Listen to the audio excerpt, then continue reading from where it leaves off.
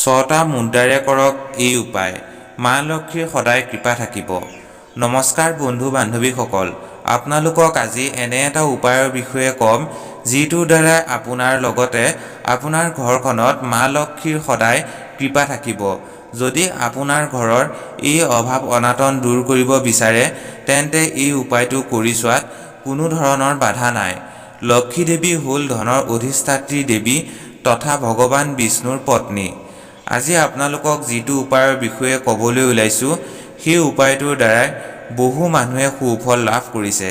প্ৰিয় দৰ্শক, সেই উপায়টোৰ বিষয়ে কোৱাৰ আগতে আপোনালোকলৈ এটা সৰু অনুৰোধ, ভিডিঅ'টো ভাল পালে এটা লাইক কৰি কমেণ্টত জয় মা লক্ষ্মী দেৱী লিখি কমেণ্ট কৰি থৈ যাব একদমেই নাপাহৰিব। লগতে যিসকলে চেনেলটোত নতুনকৈ আহিছে তেওঁলোকে চেনেলটো ছাবস্ক্ৰাইব কৰি কাষতে থকা বেল আইকনটো অল নটিফিকেশ্যনত কৰি ল'ব যাতে মই ভিডিঅ' আপলোড কৰিলে আপুনি পোনপ্ৰথমে নটিফিকেশ্যন পায়। বন্ধু বান্ধৱীসকল, আজি ক'বলৈ লোৱা উপায়টো মহিলাসকলে কৰিলে বেছি লাভান্বিত হ'ব। কাৰণ মহিলাসকলক আমাৰ সমাজত মা লক্ষ্মী দেৱীৰ স্বৰূপ মনা হয়। এখন ঘৰৰ সুখ সমৃদ্ধিৰ কাৰণে এগৰাকী মহিলাই সকলো দিশৰে পৰা চিন্তা কৰে।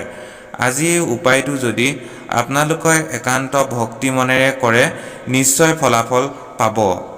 বন্ধু বান্ধৱীসকল, এটা পাত্ৰত অলপ চাউল ল'ব, সেই পাত্ৰটোতেই 6টা মুদ্ৰা ল'ব। সেই মুদ্ৰাকেইটা চাউলৰ লগত ৰাখিব আৰু তাতে মূল্যৱান ধাতু যেনে সোণ বা ৰূপ অকণমান ল'ব। চাউল, মুদ্ৰা আৰু অকণমান মূল্যৱান ধাতু আদি বস্তুকেইটা লৈ সেই পাত্ৰটোত ভৰাই ল'ব আৰু পাত্ৰটো এখন ৰঙা কাপোৰেৰে মেৰিয়াই মুখখন বান্ধি দিব।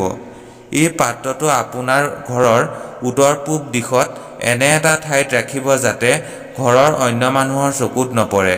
এটা কথা লক্ষ্য ৰাখিব যাতে কামটো কৰোঁতে যাতে অন্য মানুহে গম নাপায়।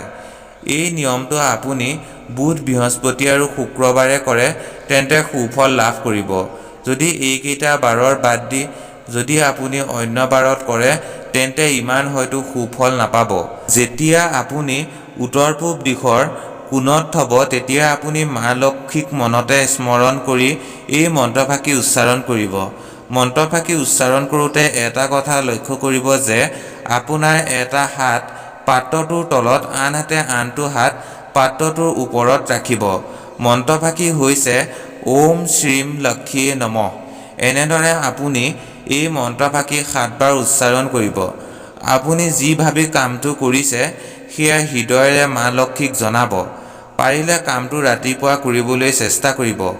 এই কাম কৰি হোৱাৰ পিছত ৰাতিপুৱাৰ ভাগতেই কোনো এজন ব্যক্তিক অন্নদান কৰিব, তেতিয়া মা লক্ষ্মীৰ কৃপা দৃষ্টি পৰিব। বন্ধু বান্ধৱীসকল, আপোনালোকে যাতে এই উপায়টো কৰি সুফল লাভ কৰে তাকেই আশা কৰিছোঁ। সকলো ভালে থাকক, কুশলে থাকক। অন্য এটা ভিডিঅ'ত লগ পোৱাৰ আশাৰে আজিলৈ ভিডিঅ'টো ইমানতে সামৰিছোঁ।